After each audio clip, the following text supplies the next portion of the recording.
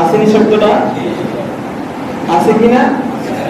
এই শব্দটা বলতে দেরি হয়, সমস্ত সাহাবায়ে কেরাম নবীজির সামনে বসা, সকলেই রাসূলের সামনে বসে নবীজির চেহারা তাকায়া তাকায়া রাসূলের ওয়াজ শুনতেছে। কিন্তু মাঝখান থেকে একটা লোক চিৎকার করে বেহুশ হয়ে গেছে। সাহাবায়ে কেরাম সকলে তাকায়া ওই লোকের দিকে তাকায়া রইছে। আল্লাহর নবী ডাক দিয়া বলেন, আবু বকর, আমি যেই সূরা তেলাওয়াত করেছি এই সূরার ভিতরের যেই ঘটনা, ভিতরের যে মাহাত্ম্য, এই মাহাত্ম্যটা আমার সামনে সাহাবায়ে কেরামদের ভিতরে কেউ বুঝতে পারে নাই, কিন্তু তুমি কি করে বুঝলাম? এমনি আবু বকর সিদ্দিক ডাক দিয়ে বলেন, নবীজি, এই পাতা শব্দটা বলতে দেরি হলো, আমার কলিজার ভিতর থেকে সাক্ষ্য বের হয়ে আসলো। আমার মনে হয় নবীজি দুনিয়া থেকে বিদায়ের সময় হয়ে গেছে। রাসূলের দুনিয়া থেকে বিদায়ের সময় হয়ে গেছে। এই জন্য আল্লাহ রাব্বুল আলামিন ইসলামের ভিতরে বিজয়ের সূরা নাযিল করে দিয়েছেন। এই সূরার ভিতর থেকে আমি আওয়াজ পাইতেছি, আমার নবী আর বেশি দিন দুনিয়াতে থাকবে না। এবার বলুন তো দেখি, রাসূল দুনিয়া থেকে বিদায় হলো নাকি এখনো মিম্বরে বসা? হযরত আবু বকর সিদ্দিক শুধু একটু চিহ্ন পাইলেন, সূরার ভিতর থেকে মনে হয় নবী আর বেশি দিন থাকবে না। কারণ সূরাতে যে বক্তব্যগুলো আল্লাহ বলছেন, এই বক্তব্য প্রমাণ করে আল্লাহর নবী দুনিয়া থেকে যাওয়ার সময় কাছাকাছি হয়ে গেছে।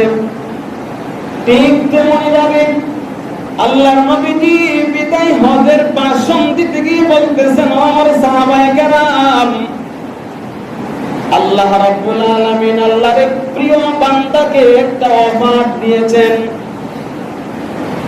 এই অফারটা হলো, ওই প্রিয় বান্দা কি দুনিয়াতে থাকবে না দুনিয়া থেকে বিদায় হয়ে যাওয়াটাকে পছন্দ করে?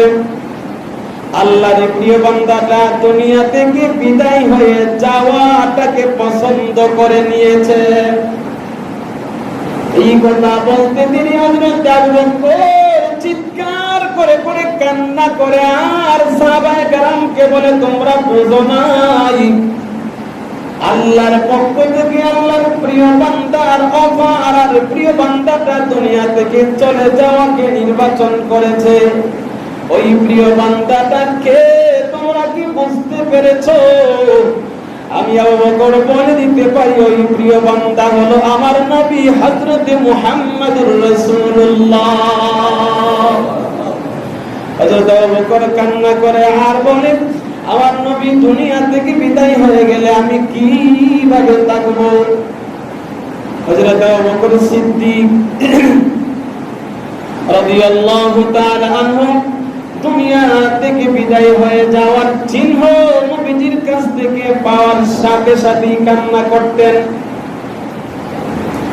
প্রিয় ভাইয়েরা আমার, একটু লক্ষ্য করেন, হযরত আবু বকর সিদ্দিক রাদিয়াল্লাহু তাআলা আনহু পৃথিবীতে থাকা অবস্থায় সবচেয়ে বেশি পছন্দ করতেন নবীর চেহারাকে তাকায়া তাকায়া দেখা।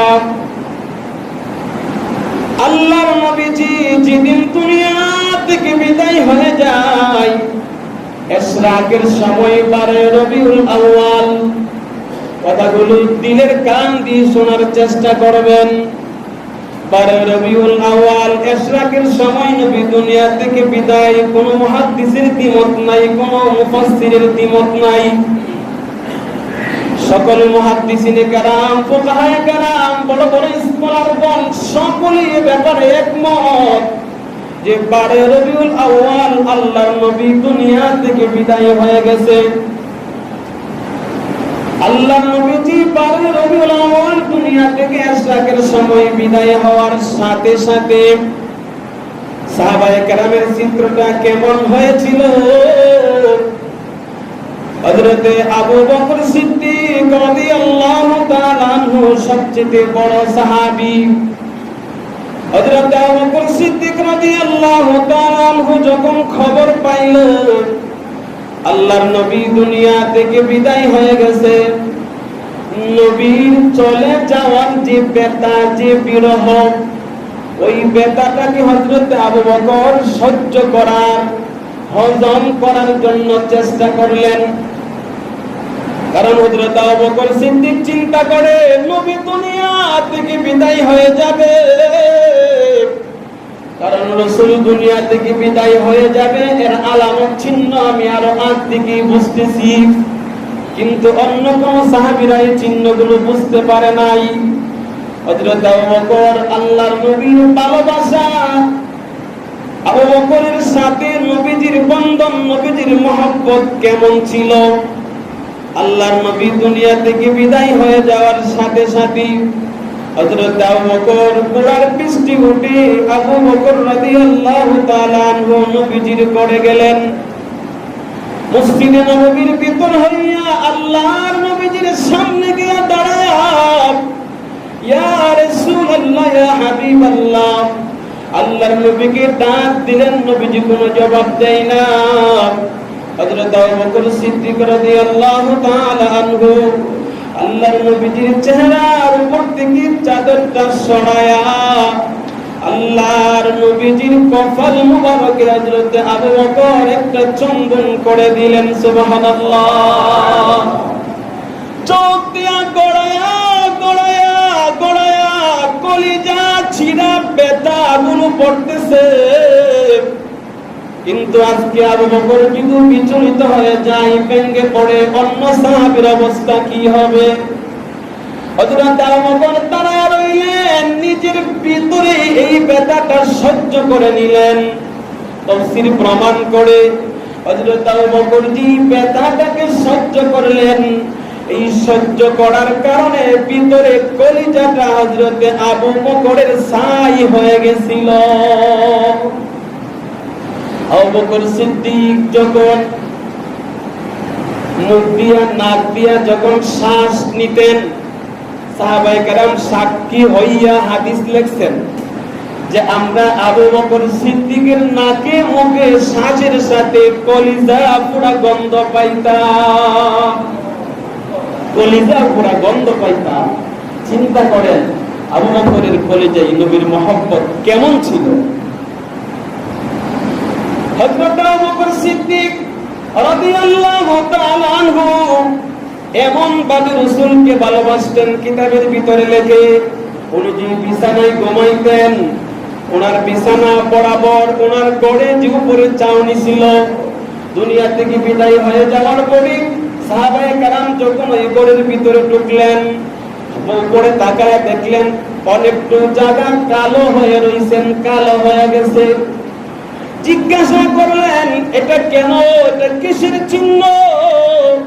পরিবারের ভিতর থেকে জবাব হলো রাসূলের বিদায়ের বিরহ ব্যথা হযরত আবু বকর বরদাস্ত করতে পারে নাই।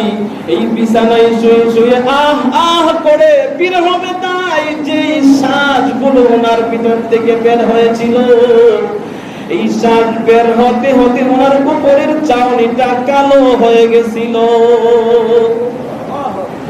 হযরত আবু বকর সিদ্দিক রাদিয়াল্লাহু তাআলা আনহু রাসূলকে ভালোবাসতেন কেমন। আবু বকর দাঁড়ায় দাঁড়ায় কান্না করতেছে, কিন্তু আজকে আওয়াজ করে না। সাহাবায়ে কেরামের দৃশ্য দেখতেছে, ইসরাফের সময় নবী দুনিয়া থেকে বিদায়। দুই নম্বরে হযরত ওমর রাদিয়াল্লাহু তাআলা আনহু চলে আসলেন। হযরত ওমর রাদিয়াল্লাহু তাআলা আনহু নবী দুনিয়া থেকে বিদায়ের খবরটা পাইতে দেরি হয়, এমনি পাগল হয়ে গেছে, ওনার পাগলামির মতো মাতাল এসে গেছে। টান দিয়া তরবারি হাতে নিয়ে দৌড়ানো শুরু করছে আর বলতেছে মান কালা, এই সাহাবীরা আমার সামনে যারা বলবে আমার নবী নাই, আমার সামনে যারা বলবে আমার নবী নাই, আমার তরবারি দিয়ে আমি কিন্তু তাদেরকে দুই টুকরা করে ফেলবো। বলবি না আমার নবী না, আমার নবী আছে, থাকবে। এই কথাগুলো বলতেছে আর দৌড়াইতেছে। মসজিদে নববীর ভিতরে গেলেন, দৌড়াইতেছে, আল্লাহর নবীজির সামনে দাঁড়ায়া ডাক দেয়, ইয়া রাসূলুল্লাহ, ইয়া হাবিবাল্লাহ। নবীজি কোনো জবাব দেয় না। হযরত আবু বকর তরবারি নিয়ে করতেছে আর সাহাবায়ে কেরামদেরকে। হযরত আবু বকরের পাগলামি বেড়ে গেছে, হযরত উমরের পাগলামি। তরবারি ঘোরাইতেছে আর বলতেছে, বলবি না আমার নবী নাই। এবার চিন্তা করেন তো, নবী দুনিয়া থেকে চলে গেছেন, এই খবর পাওয়ার সাথে সাথে 2 নাম্বার খলিফাতুল মুসলিমিন হযরত ওমর পাগল হয়ে গেলেন, তরবারি নিয়ে দাঁড়ায়া গেলেন। হযরত ওসমান রাদিয়াল্লাহু তাআলা আনহু আল্লাহর নবীর খবর যখন পাইলেন নবী দুনিয়াতে নাই, দৌড়ায় এসে রাসূলের সামনে দাঁড়াইয়া নবীজিকে 3টা ডাক দিলেন, ইয়া আবাতি, ও আমার প্রিয় বাবা। কারণ ওসমানের শ্বশুর হলেন আমার নবী, শ্বশুরকে বাবা বলা যায়, কতক্ষণ ঠিক না বেঠিক? আরেকবার ডাকলেন, ইয়া রাসূলুল্লাহ, ইয়া হাবিবাল্লাহ। আল্লাহর নবী কোনো জবাব দেয় না। রাসূল চাদরের ভিতর থেকে মাথা আজকে উঠাই না। হযরতে ওসমান রাদিয়াল্লাহু তাআলা আনহু চিৎকার দিয়ে বেহুশ হয়ে জায়গাতে পড়ে গেলেন। কিতাবে লেখে জোহর পর্যন্ত হযরতে ওসমান রাদিয়াল্লাহু তাআলা আনহুর কোনো খবর ছিল না, কোনো খবর ছিল না। রাসূল নাই দুনিয়াতে, এই খবরটা পাইতে দেরি হয়। রাসূলকে ডাক দিলেন, নবীজির আওয়াজ পাই না, হযরত ওসমান বেহুশ হয়ে গেলেন। কোন কোন riwayate লেখে হযরত ওসমান রাদিয়াল্লাহু তাআলা আনহু 3 দিন পর্যন্ত ওনার কোনো জবানে কথা বের হইতো না, শুধু নামাজটা পড়তে পারত, আর কিছুই করতে পারতেন না। 3 দিন পরে ওনার স্বাভাবিক অবস্থা ফিরে আসলো। এবার বলেন তো দেখি, নবীর মহব্বত সাহাবায়ে কেরামের কলিজায় বেশি না আমাদের কলিজায় বেশি? বুঝতেছেন তো? বুঝা বলতেছেন তো? সাহাবীরা রাসূলকে ভালোবাসতেন বেশি না আমি আর আপনি ভালোবাসি বেশি? তাহলে এবার শুনেন, হযরত আলী রাদিয়াল্লাহু তাআলা আনহু 4 নাম্বার খলিফা ইসলামের হযরত আলী মুরতাদা রাদিয়াল্লাহু তাআলা আনহু আল্লাহর নবীজির সবচেয়ে মহব্বতের জামাই। হযরত আলী রাদিয়াল্লাহু তাআলা আনহু আল্লাহর নবীজির খবর পেয়ে রাসূলের ঘরে ঢুকলেন, নবীজিকে সালাম করতেছে। আল্লাহর নবী এখনো জবাব দেয় না। কথা বলেন, রাসূলের জবাব আসবে? রাসূল আছে না চলে গেছেন? দুনিয়াতে আছে না চলে গেছেন? এটা একটা প্রকাশ্য চিত্র না মিথ্যা চিত্র? জবাব দেন, এটা প্রকাশ্য চিত্র না মিথ্যা? রাসূল যে দুনিয়া থেকে বিদায় হয়ে গেছেন, এটা প্রকাশ্য নাকি মিথ্যা? প্রকাশ্য নাকি বানাও? তাহলে আমার যে সমস্ত ভাইয়েরা এখনো বলে এই কথা না রাসূল আছে, হাজির নাজির আমাদের মসজিদে আসে, মাহফিলে আসে, মিলাদে আসে, তাদের এই কথাটা সত্য না মিথ্যা? কথা বলেন, সত্য না মিথ্যা? কারণ নবীজি আসছেন 12 রবিউল আউয়াল সোমবার দিন, আবার নবীজি 12 রবিউল আউয়াল সোমবার দিন ইশরাকের পরে দুনিয়া থেকে বিদায়, কথা বলেন না কেন, বিদায় হয়ে গেছেন। দুনিয়াতে রাসূল নাই, নবীজি আছেন, তবে রওজা পাকের ভিতরে জীবিত। কোথায় জীবিত? রওজা পাকের ভিতরে। রাসূলকে সাহাবায়ে কেরাম শুয়ায়া নবীজির উপরে মাটি দিবেন কিনা? কথা বলেন, দিবেন কিনা? যারা রাসূলের রওজা দেখেন, রওজা দেখার জন্য সৌদি যাওয়া শর্ত না, 24 ঘন্টাই রওজা দেখা যায়। এখন দেখা যায় কিনা? ইন্টারনেটে আপনি চার্জ করলেই রাসূলের রওজা দেখতে পাইবেন, একেবারে শুরু শেষ সব কিছু দেখতে পাইবেন। ভালো করে দেখেন উপরে কি দেওয়া। প্রিয় ভাইয়েরা আমার, যে কথাটা বলতেছিলাম আবারও বলেন তো, সাহাবায়ে কেরামের দিলে রাসূলের মহব্বত বেশি না আমাদের দিলে বেশি? এই বিশ্বাসটা আপনাদের দিলে হইছে তো? তাহলে তাহলে এবার আসেন, নবী দুনিয়া থেকে বিদায় হয়ে গেলে হযরত আবু বকরের অবস্থা, উমরের অবস্থা, হযরত উসমানের অবস্থা, আলী রাদিয়াল্লাহু তাআলা আনহুর অবস্থা, পাগল পাড়া, বেহুশ, কিছুই বলতে পারে না তারা। সবচেয়ে বড় হৃদয় বিদারক কথা যেটা, নবীজি দুনিয়া থেকে বিদায় হওয়ার সময় আল্লাহর নবীজির বিয়ে হযরতে ফাতেমা দুনিয়াতে জীবিত ছিল। কে জীবিত ছিল? হযরতে ফাতেমা রাদিয়াল্লাহু তাআলা আনহার ব্যাপারে রিওয়ায়াত আছে হাদিস শরীফের ভিতরে। নবীজি দুনিয়া থেকে বিদায় হয়ে গেছে, সাহাবায়ে কেরামদের ভিতরে আল্লাহর নবীজির আজওয়াজে মুতাহহারাত, নবীজির বিবিরা সহ অন্যান্য সাহাবীদের স্ত্রীরা সকলে মিলে হযরতে ফাতেমা রাদিয়াল্লাহু তাআলা আনহাকে গ্রাম করে মাঝখানে রেখে বসে আছেন। হযরতে ফাতেমা রাদিয়াল্লাহু তাআলা আনহা আজকের দিনে কোনো কথা বলে না। ফাতেমা রাদিয়াল্লাহু তাআলা আনহা কান্না করে না। ফাতেমা রাদিয়াল্লাহু তাআলা আনহা হাসতেছেন না, কোনো কথাই বলতেছেন না। কিতাবে আসছেন হাদিস শরীফে কাল হাজার, হযরতে ফাতেমা যেন একটা পাথরের মতো হয়ে গেছে, মাটির একটা চাকার মতো হয়ে গেছে, জমে গেছে। কোনো হাসি নাই, কান্না নাই, আওয়াজ নাই, কিছু নাই, মোটা হয়ে গেছেন। হযরতে আম্মা জান আয়েশা রাদিয়াল্লাহু তাআলা আনহা তাইকা বলেন, ও নিসা মহিলারা, তোমরা একটু চেষ্টা করে ফাতেমাকে আওয়াজ করতে বলো, তাকে বলো সে ভালো করে কান্না করো, অথবা তোমাদের সাথে সে কথা বলো। এই অবস্থায় যদি আর কতক্ষণ সে অতিবাহিত করে, আমার মনে হয় ভিতরে তার কলিজাটা ফেটে যাবে, নাকে মুখে রক্ত প্রবাহিত হয়ে দুনিয়া থেকে বিদায় হয়ে যাবে। হযরত ফাতেমাকে চেষ্টা করানোর পরে দুইটা কথা বলেছিলেন, সুব্বাত আলাইয়া মাসাইবুন লাউ আন্নাহা সুব্বাত আলাল আইয়ামি সিরনা লায়ালিয়া। ও মদিনার নারীরা, আমাকে আজকে কথা বলতে তোমরা বইলো না, আমাকে আজকে তোমরা আওয়াজ করতে বইলো না। আমার উপরে যে মুসিবত আসছে, আমি যে বিপদে পতিত হইছি, এই বিপদটা, এই মুসিবতটা যদি আল্লাহ রাব্বুল আলামিনের পৃথিবীর দিবস দিনের উপরে পড়তো, আমার মনে হয় দিনের আলোটা নিভে রাত্রিতে পরিণত হয়ে যেত। এমন একটা ব্যথায় আমি আজকে আছি, আমার এই ব্যথাটা যদি আল্লাহর দিবসের আলোটাকে দেওয়া হয়, এই আলোটা নিভে যাবে, এটা আধার হয়ে যাবে, রাত্রি পরিণত হয়ে যাবে।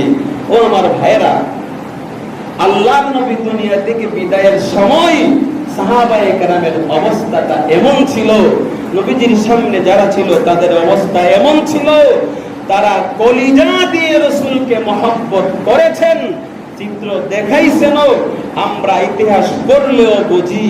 হযরত ওমর রাদিয়াল্লাহু তাআলা আনহু যখন এরকম পাগলামি করতেছেন, আবু বকর সিদ্দিক তখন কোরআনুল কারীমের একটা আয়াত পড়লেন, ওয়ামা মুহাম্মাদুন ইল্লা রাসূল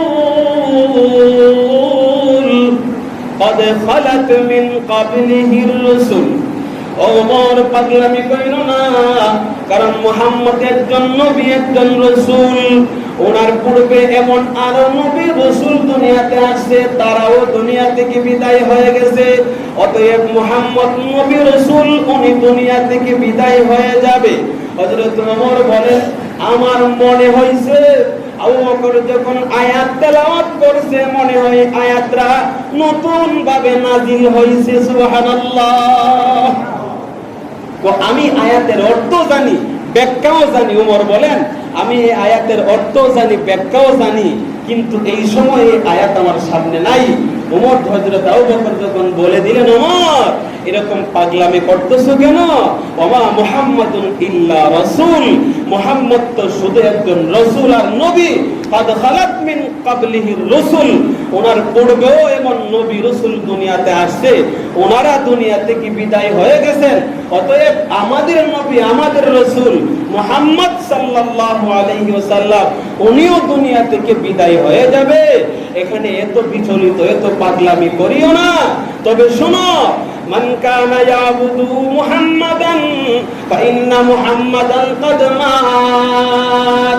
তুমি যদি মুহাম্মদের ইবাদত করো, মুহাম্মদকে শুধু মাইনা থাকো, তাহলে আজকে থেকে মুহাম্মদ বিদায় হয়ে গেছে, তোমার কিছুই করা লাগবে না।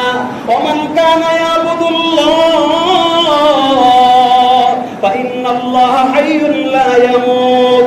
আর তুমি যদি আল্লাহর ইবাদত করে থাকো, তাহলে আল্লাহ চিরঞ্জীব, আল্লাহ কোনোদিন মরবে না, কিয়ামত পর্যন্ত আল্লাহ আছেন, থাকবেন। কথা কোন ঠিক না ঠিক? অতএব পাগলামি কইরো না। আমরা তো আল্লাহর ইবাদত করি, আল্লাহর ইবাদতটা সঠিকভাবে করার জন্য নবী আমাদের শিক্ষক ছিল, রাসূল আমাদের শিক্ষক ছিল। অতএব উনি আমাদেরকে যে মিশন শিখিয়ে দিয়ে গেল, এই মিশনটাকে আঁকড়ে ধরে আমাদের মরণ পর্যন্ত আমরা আল্লাহর ইবাদত করে যাব। হযরত আবু বকর সিদ্দিক মিম্বরে বসে এই ভাষণটা দিয়েছিলেন। ওমর বলেন, আমি দেখতেছি আবু বকরের কথাগুলো যেন আসমান থেকে নতুন করে নাজিল হইতেছে। এরপরে বলেন, আমি এই কথাগুলো ভালো করেই জানতাম, কিন্তু এই সময় আমার মনে ছিল না। প্রিয় ভাইয়েরা, যে কথাটা বুঝাইতে চাচ্ছি, এই কথাটা হলো নবীজির মহব্বত আমাদের অন্তরে বেশি না সাহাবায়ে কেরামের অন্তরে বেশি? সাহাবায়ে কেরামের অন্তরে বেশি আছেন কিনা? তাহলে এবার আরেকটা কথা শুনেন। আল্লাহর রাসূলের একজন সাহাবী হযরতে আব্দুল্লাহ যায়েদ ইবনে আব্দুল্লাহ ইবনে আব্দে রব্বিহি, ছোট্ট করে বলি যায়েদ ইবনে আব্দে রব্বিহি, এতটুকু মনে রাখেন। ওনার বাসা এবং খেজুর বাগান মদিনার মসজিদের পাশাপাশি। যায়েদ ইবনে আব্দে রব্বিহি ইশরাকের পরে ফজরের নামাজ পড়ে উনি তৈলি নিয়ে খেজুর পাড়ার জন্য পড়ে উঠছেন ওনার বাগানে। মহব্বতে রাসূল সাহাবায়ে কেরাম কেমন ভাবে করেছেন রাসূলকে একটু ভালো করে দেখেন। এমত অবস্থায় ওনার খেজুরের বাগানের রাস্তা দিয়া দৌড়াইয়া একজন সাহাবী যাইতেছেন। ওনার জবানে আওয়াজ, قد مات محمد رسول الله। ও মদিনার সাহাবীরা, এই কিছুক্ষণ আগে আল্লাহর নবী দুনিয়া থেকে বিদায় হয়ে গেছে, কিছুক্ষণ আগে আল্লাহর নবী দুনিয়া থেকে বিদায় হয়ে গেছে। এই আওয়াজটা হযরত আব্দুল্লাহ ইবনে যায়েদ ইবনে আব্দে রব্বিহি খেজুর বাগানের উপরে উনি খেজুর তলিতে রাখতেছেন। আওয়াজ পাওয়া মাত্রই নিচে তাকায়া সাহাবীকে আটকাইলেন, বললেন, কি বলো? ও আব্দুল্লাহ ইবনে যায়েদ ইবনে আব্দে রব্বিহি, তুমি কি খবর পাও নাই আল্লাহর নবী কিছুক্ষণ আগে দুনিয়া থেকে বিদায় হয়ে গেছে?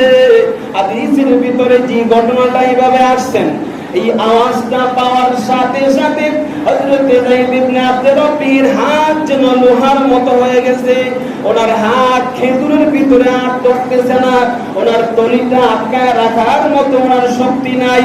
তলিটা চিরে খেজুর বাগানের নিচে পড়ে খেজুরগুলো ছিটকে পড়ে গেছে। উনি যে উপর থেকে নিচে নেমে আসবে এই শক্তিটা ওনার নাই। হাদিসের ভিতরে লেখে উনি উপর থেকে গড়ায়া গড়ায়া গড়ায়া গড়ায়া নিচে পড়ে লাফাইতেছেন।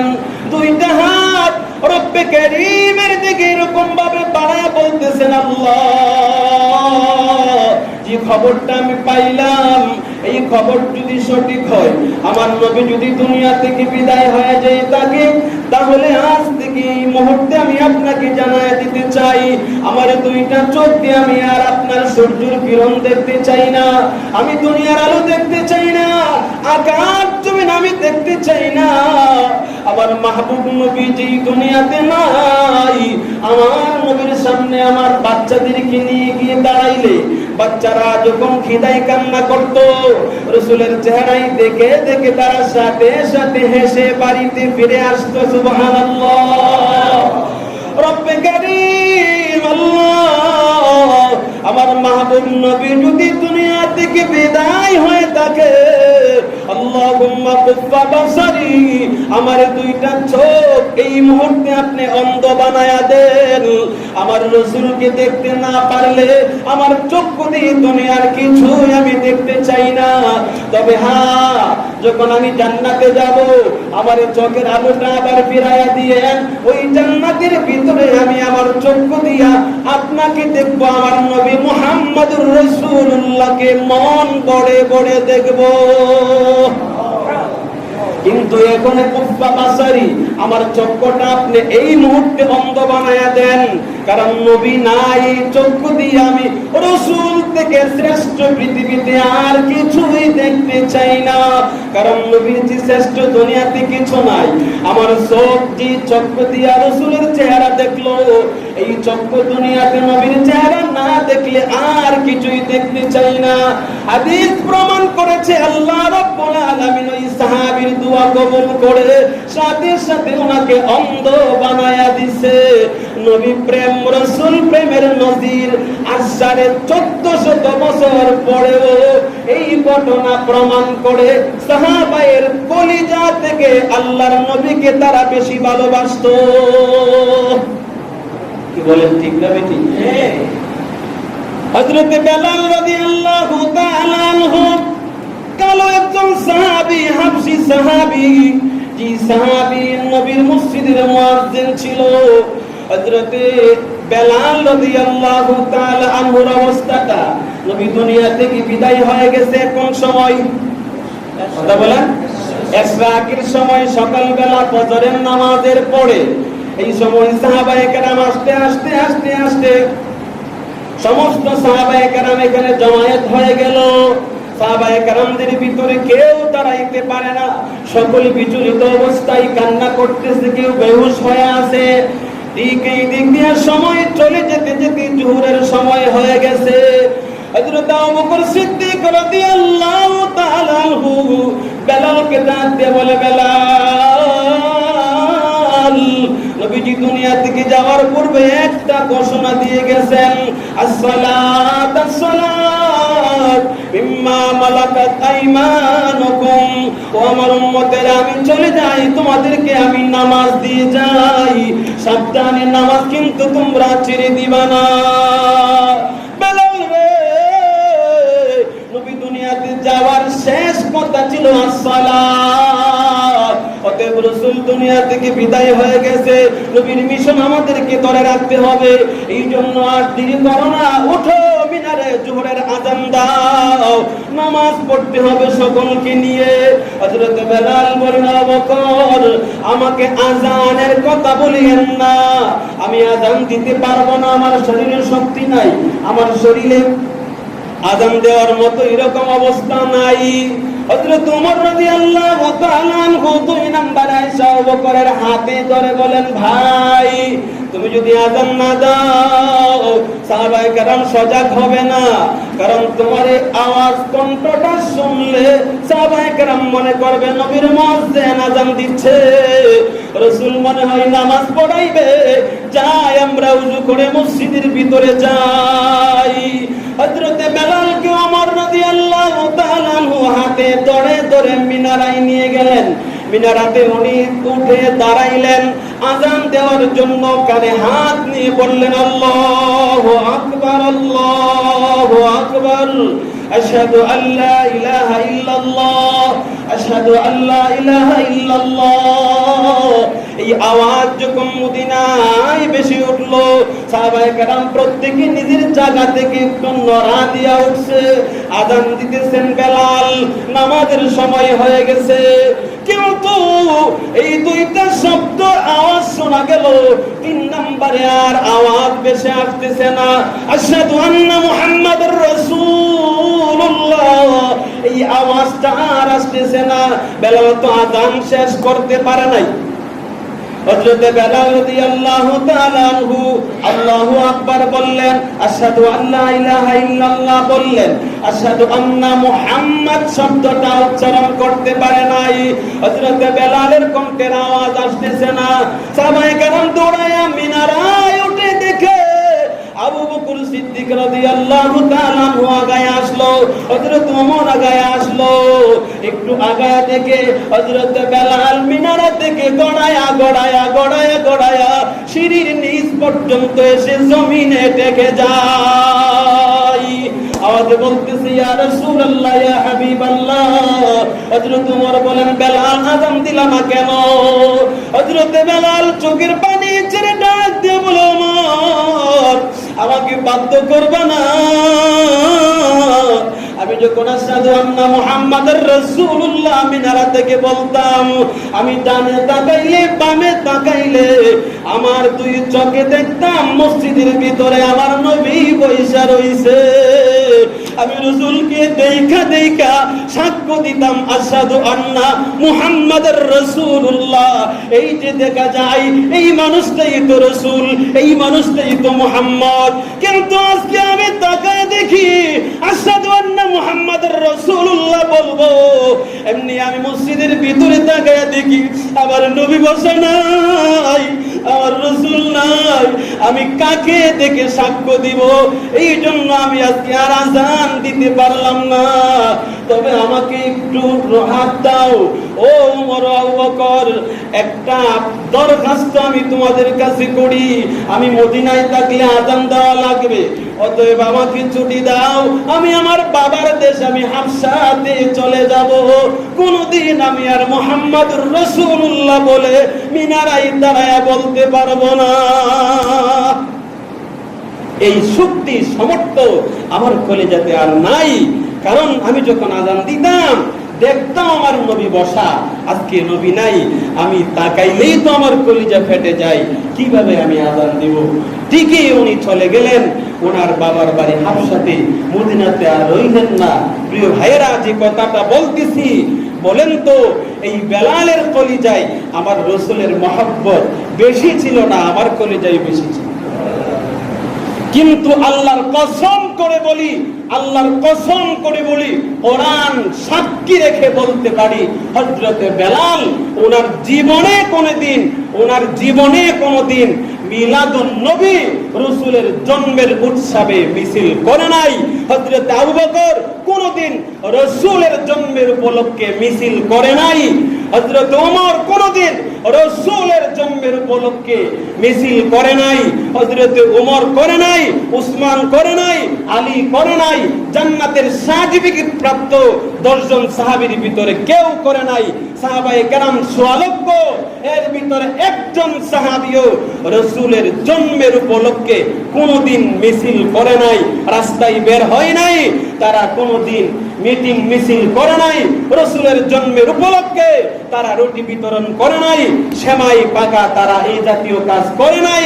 সাহাবায়ে কেরামের যুগ চলে গেল, তাবিনদের যুগের ভিতরে নাই, তাবিনদের যুগের ভিতরে নাই, আমাদের আসলাফের ভিতরে নাই, আমাদের মুরব্বি আকাবিরিনদের ভিতরে নাই।